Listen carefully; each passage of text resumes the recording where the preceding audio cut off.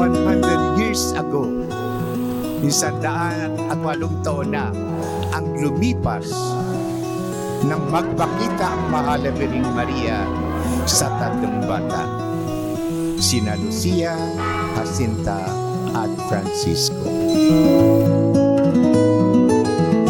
The yes fiat of the Blessed Virgin Mary, the source of our hope. Dahil ngayon ay taon ng Jubileo na ang tema ng Jubilee Year ay Pilgrims of Hope. Tayo mga manlalakbay sa pag-asa. Manalangin tayo. Tilingin natin sa bandal na misang ito na yung mensahe ng Diyos na pinararating sa ating paulit-ulit sa pamamagitan ng mahal na Birhen na siyang pinaka-eko o tinig ng Diyos na tayo minamahal niya, magbalik loob, magbagong buhay. Tulungan natin ang hirap magbagong buhay sa ating pagdarasal ng rosaryo at sa ating mga sakripisyo.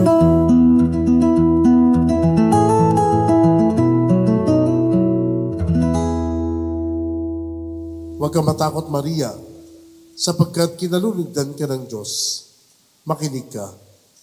Ikaw ay magdilihi at manganganak ng isang lalaki at siya'y tatawagin mong Jesus.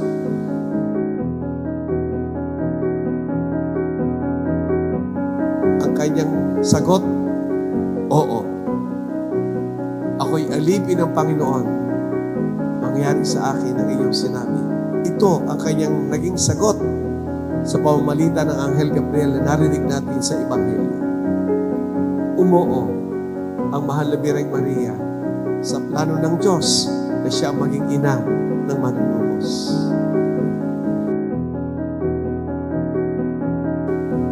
May modelo tayo na masusundan.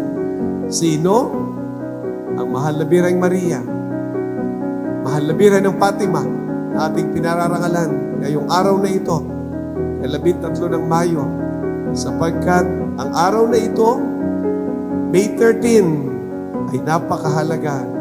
100 years ago, 1917, nagpakita ang mahal na Birhen ng Fatima sa tatlong bata, sina Jacinta, Francisco, at Lucia. Salamat sa pag-oo ng mahal na Birhen Maria. Salamat sa kanyang pagsang-ayon sa plano ng Diyos.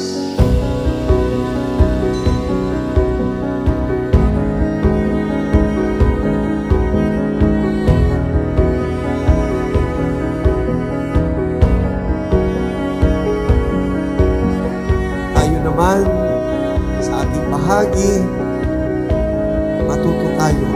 Umoo palagi sa plano ng Diyos. Umoo sa kalooban ng Diyos. Umoo sa biyaya na iniaalok ng Diyos para sa atin.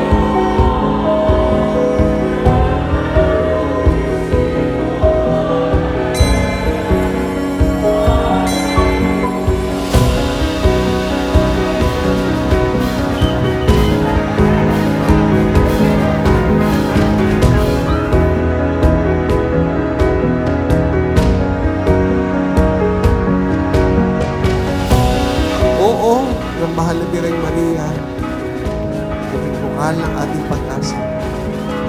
Ang oo natin para sa Diyos, magdadala sa atin sa buhay na walang hanggan. Pagpalain tayo ng Diyos ngayon at magpakita.